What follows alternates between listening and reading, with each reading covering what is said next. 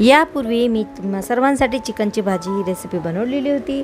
तुम्हा सर्वांना ती खूप आवडली। तुम्ही कमेंट्स देखील केले होते मला की आता चिकनची भाजीची रेसिपी तर आहे, पण आम्हाला प्लीज सुक्कं चिकन ही रेसिपी आम्हाला बनवून दाखवा। आणि मी तुम्हा सर्वांच्या कमेंट्सच्या नुसार मी तुम्हा सर्वांसाठी सुक्कं चिकन रेसिपी घेऊन आलेली आहे आणि खूप आवडली आहे। घरातल्यांना आमच्या सर्वांना खूप टेस्टी झालेली आहे। अगदी काही म्हणजे मी क्वचितच मसाले टाकलेले आहे, जास्त मसाले नाही टाकत, तरीसुद्धा भाजी खूप छान लागते, खूप चविष्ट लागते।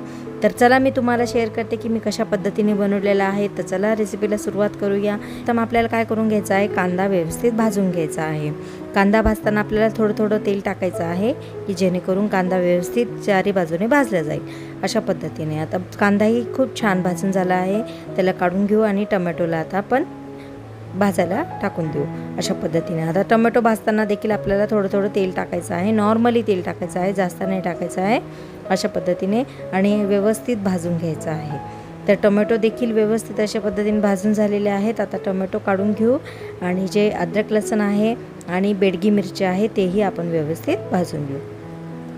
तर बेडगी मिरची भाजताना मी मुद्दामून इथे बेडगी मिरची घेतलेली आहे। बेडगी मिरचीने कसं कलरही खूप छान येतो, कुठल्याही भाजीमध्ये टाका तुम्ही, कलरही छान येतो आणि त्याला अगदी थोडीशी चव असते की कुठली भाजी मस्त लागते। तर अशा पद्धतीने हे बघा भाजून घेतलेलं आहे आपण। आता हे सर्व जे मिश्रण आहे आपल्याला व्यवस्थित दळून घ्यायचं आहे।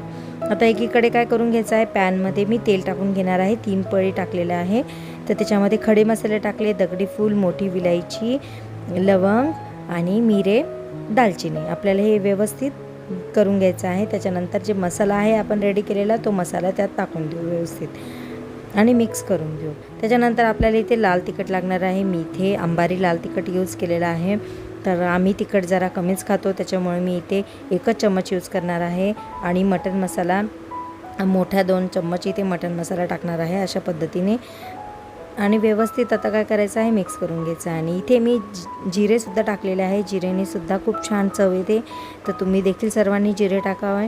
आणि अशा पद्धतीने मी मिक्स करून घेतलेलं आहे, बघा किती छान तेल सुटलं आहे। तर आता काय करायचं आहे, आपण जे मॅरिनेट करून घेतलेलं आहे, दही, अद्रक लसूण, मीठ, कोथिंबीर टाकून जे मॅरिनेट करून घेतलेलं होतं चिकन, ते आता आपण त्या मसाल्यात टाकून घेऊ अशा पद्धतीने। आता इथे काय करायचं आहे, आपल्याला इथे पाणी टाकायचंच नाही आहे, थोडं देखील पाणी टाकायचं नाही आहे। सुकं चिकन बनवताना आपल्याला जे पाणी चिकनला सुटतं ना त्याच पाण्यात ते शिजू द्यायचं। छान शिजलेलं आहे, त्याच पाण्यात आपण शिजवलेलं आहे, वरून पाणी अजिबात टाकलेलं नाही आहे। बघू शकता तुम्ही सर्व पीस एकदम व्यवस्थित शिजले गेलेले आहे।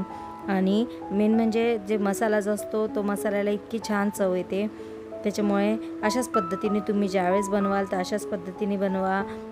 आणि तुम्हाला जर माझा व्हिडिओ आवडला असेल तर नक्कीच लाईक करा, सबस्क्राईब करा, शेअर देखील करा आणि कमेंट्समध्ये मला नक्की कळवा की तुम्हाला कशी वाटली माझी रेसिपी।